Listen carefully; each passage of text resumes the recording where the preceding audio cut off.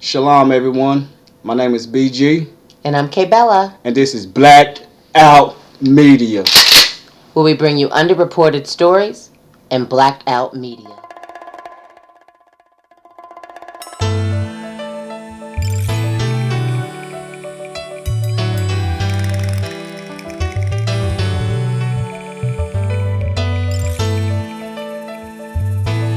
Welcome to this installment of Blacked Out Media. It's presented by Geely Inc., where we talk about unreported news media and blacked out news. Today, our topics will be on the police state that is impending on the United States. Now, when somebody think about a police state, they probably think about many different things, but I believe that the majority of people in America today do not realize that we are going into that direction. But there's a small group of us that do realize that, and we are trying to put that out there because it is our responsibility to inform the people. If our main media source is not going to do it, the alternative news media source is going to do it. So could you please tell us what a police state is? Yes, a police state. The term police state describes a state in which the government exercises rigid and repressive controls over social, economic, and political life over the population. A police state typically exhibits elements of totalitarianism and social control, and there is usually little or no distinction between the law and the exercise of political power by the executive. So that means basically we're under a dictatorship regime. The inhabitants of a police state usually experience restrictions on their mobility and on their freedom to express or communicate political or other views, which are subject to police monitoring or enforcement.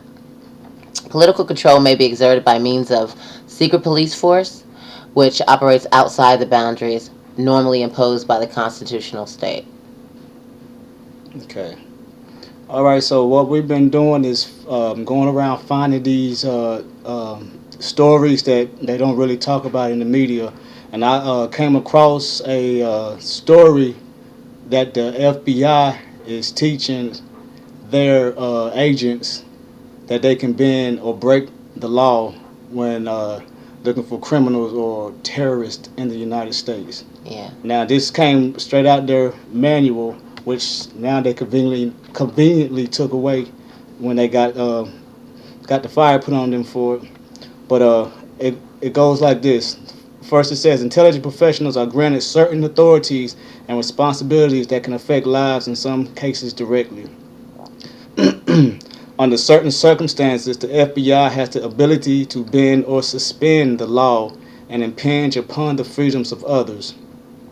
The FBI has the ability to gather information on individuals which would normally be protected under the U.S. Constitution through the use of FISA, Title III monitoring, and NSL reports.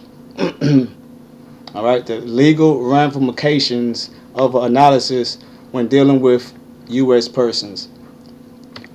We often create ethical dilemmas for others when we ask a source to provide information on someone that they normally would not provide information on. And last, it said we are our own counsel.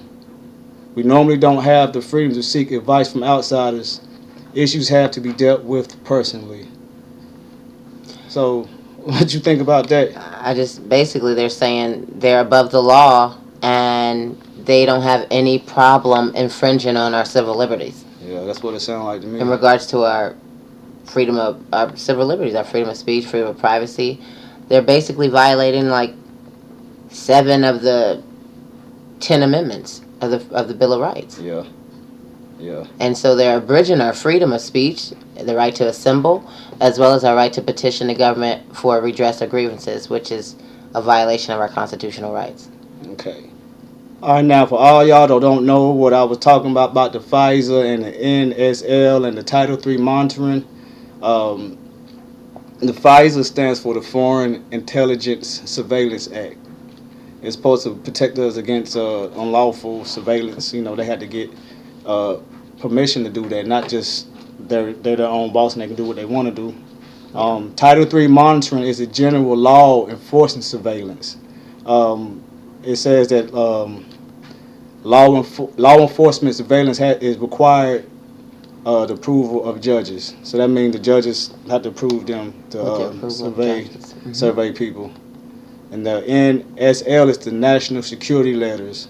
All right, and it's sort of contradictory because to get surveillance you need a judge approval, but here it said is administrative subpoenas um, for records issued by FBI officials and not judges. So they basically just pulled a fast one and just told us what we needed to hear by saying that it gets a judge's approval because that's the proper protocol of the checks and balances system in our government. Yeah.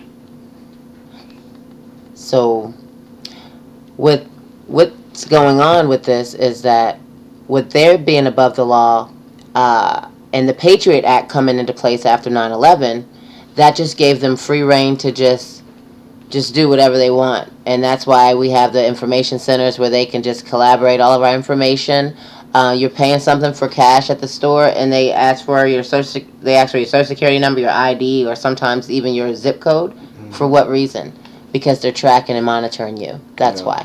And that's why that's why you should use a lot of cash purchases and not so much credit or your debit card, because they track you like that. They track your purchases, what time you purchased it, what you bought, where you bought it, the quantity of the amount that you bought.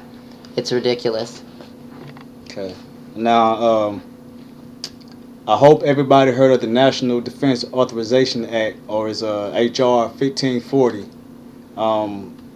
What it does is to allow the military to detain any U.S. citizen without trial, all right, that is labeled a terrorist by the government.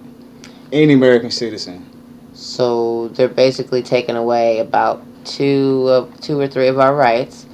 And so what that means is, like, you remember what in Guantanamo Bay, detainees in Guantanamo Bay, we will be held just like them without any trial. They can take you from your family, from out of your state, and ship you down there, and you'll have to wait for trial, and it can be years before you can receive a trial because you're not subject to the Constitution under the National Defense Act. And also, this act also declared United States a war zone, a battlefield. December 2nd, 2012 or 2011. I believe 2011.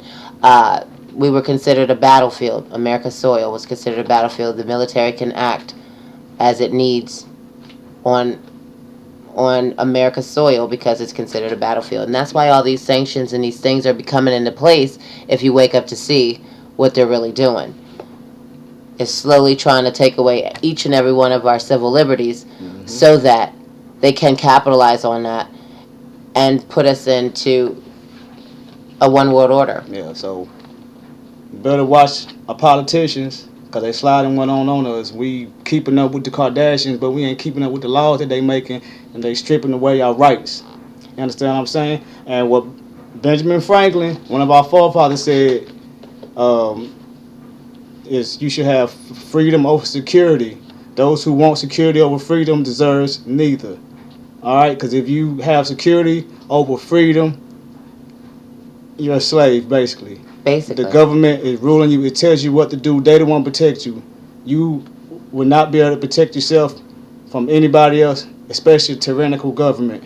That's right. And just know that all of the intelligence agencies of the United States work directly for the United Nations in unison with the secret government, and their sole purpose is to have the destruction of America and have it lose its sovereignty, and we all fall under a one world government. And that's what the total agenda is for this. Yeah, and we might as well say we don't have any sovereignty now, just people just don't see it, and they haven't really fully enforced it. But these executive orders are out there that really cancels out our Constitution. I need to pay attention. You know what I'm saying? Another thing that our president signed was called the National Defense Resources Preparedness Act. All right? And what it says, this executive order has authorized widespread federal and military control of the national economy and resources during emergency and non-emergency conditions. And understand, in 2008, we were considered to be an emergency condition because the economy collapsed.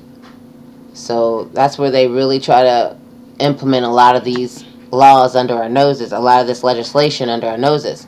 And what we have to understand and realize is that America, the United States of America, is a U.S. corporation. So what's going on right now is we're in the middle of a merger with the United Nations. They're taking over because our executive, our judicial, and our legislative branches, all of the U.S. government, they follow the policy of the United Nations. Yeah, that's true. That's true. There was a treaty approved under the United Nations Preparation Act of 1945 on behalf of the United States of America. This was approved by Harry S. Truman and the United States Senate. And which this particular treaty is superseded the U.S. Constitution under the terms of Article 6 in our United States Constitution. So you need to read up on the Article 6 of the United States Constitution and understand why we're all in this debt and our economy is the way it is and why they think that we're going to be slaves because it's in our Constitution. It's a little loophole that they have within there to say that, hey, we can control you if there's other treaties. It supersedes the Constitution. So look into that because that's serious. Yeah, it is. And do y'all remember in 2010 when the Department of Homeland Security had that little thing, and if you see something, say something, campaign thing where we're basically telling each other. Telling your neighbor? Yeah, but this is what the Department of Homeland Security says about this. It says, the Department of Homeland Security identifies as suspicious include the constitutionally protected right to criticize the government or engage in a non-violent protest. Ain't that our First Amendment? To peacefully assemble? So, right there, that shows right there that they're attacking our rights, our Bill of Rights. You better start paying attention. Better start waking up, for there's nothing else to wake up to but a dungeon or a FEMA camp. So this is the end of the show. Tune in next week to Blacked Out Media.